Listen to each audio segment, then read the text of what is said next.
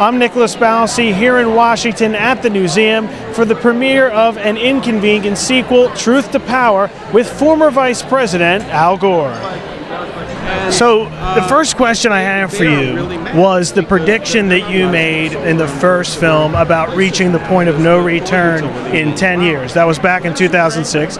Looking back on that prediction, why did you make the prediction at the time, and are you making a new one right now given the current circumstances? Well, first of all, we've seen a lot of progress since the first movie came out. We have the Paris Agreement now.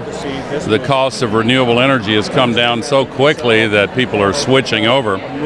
Unfortunately, some elements of the Earth system have crossed a point of no return. A big chunk of the West Antarctic ice sheet, for example, makes a considerable amount of sea level rise inevitable in the future. But we still have the ability to stop short of other points of no return. And we now have the solutions available to really solve this crisis. We need the political will, but political will is a renewable resource. Now, you said there's still time to avoid a catastrophe. Yeah. What catastrophe specifically do you see possibly happening if the U.S. government doesn't take the steps that you think, in your mind, they need to take on climate change? Well, I'm very optimistic because the entire world has now reached the agreement in Paris to go down to net zero global warming pollution as early in the second half of this century as possible. Many countries are making dramatic changes now. And regardless of President Trump's statement about the Paris Agreement, our governors and mayors and business leaders are stepping up to fill the gap.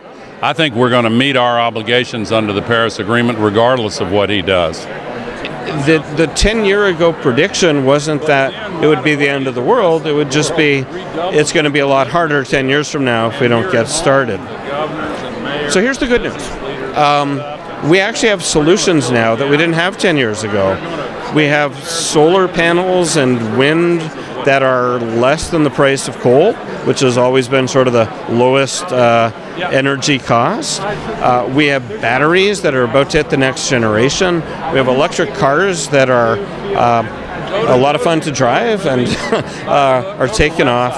And if we do this quickly enough, we'll have a global clean energy infrastructure just based on the economics really quickly. And what we need is for the politicians to stay out of the way and treat this as not a political issue, but a moral issue and a business issue. Reporting in Washington, I'm Nicholas Ballasy.